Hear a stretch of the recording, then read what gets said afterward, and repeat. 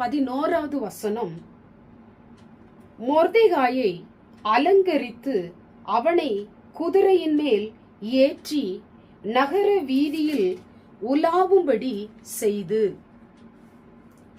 என கண்பான தேவ பிள்ளைகளே, மனிதர்கள் சூழ்ச்சி செய்து உங்க வாழ்க்கையை சிதைக்க பார்த்து கொண்டிருக்கலாம்.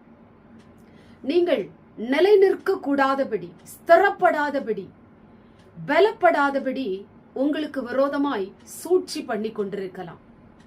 நிறைய மனிதர்களிடம் உங்களை பற்றி குறை பேசி கொண்டிருக்கலாம். எதை நினைத்து நீங்கள் பயப்படாதீர்கள். ஆண்டவர் உங்க வாழ்க்கையை அலங்காரமாய் கர்த்தர் வைக்க போகிறார். ஆசீர்வாதமாய் ஆண்டவர் வைக்க போகிறார். ஒரு கனமுள்ள மனுஷனாய் கர்த்தர் உங்களை மாற்ற போகிறார். நான் வாசித்ததான வசனத்தின்படி ஆமான் மொர்தெகாய்க்கு விரோதமாய் சூழ்ச்சி செய்து அவனுடைய வாழ்க்கையை சிதைக்க பார்த்தான்.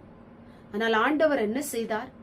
எந்த மனுஷன் சிதைக்க நினைத்தானோ அதே மனிதனை கொண்டு ஆண்டவர் மொர்தெகாயினுடைய வாழ்க்கையை அலங்கரித்தார், கனம் பண்ணினார், அவனை ஆசீர்வதித்தார். இந்த வார்த்தையை கேட்டுக்கொண்டிருக்கிற எனக்கு அன்பான தேவ பிள்ளையே, மனிதர்களால் உன் வாழ்க்கை சிதைக்கப்பட்டு கொண்டிருக்கிறதா? மனிதர்கள் உனக்கு விரோதமாய் சூழ்ச்சி பண்ணி கொண்டிருக்கிறார்களா?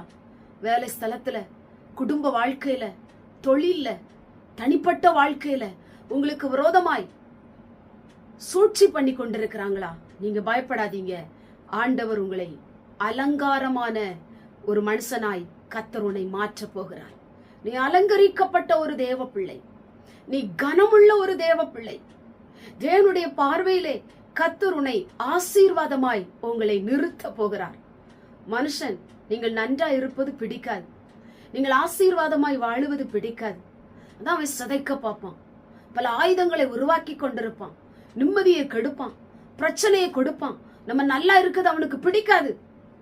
இன்னைக்கு ஆண்டவர் உங்களை பார்த்து சொல்லுகிறார், ஒரு மொர்தெகாயை போல நான் உன்னை கனமுள்ள ஒரு மனுஷனாய் மாற்ற போகிறேன். ஒரு மொர்தெகாயை போல உன்னை அலங்கரிக்கப்பட்ட ஒரு மனிதனாய் நான் மாற்ற போகிறேன்.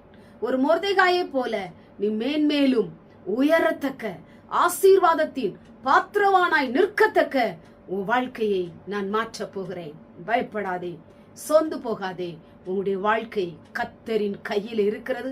அதை மனிதருடைய கையிலே ஆண்டவர் ஒரு நாளும் ஒப்பு கொடுக்கவே மாட்டார். கண்களை மூடி ஜெபம் பண்ணுவோம்.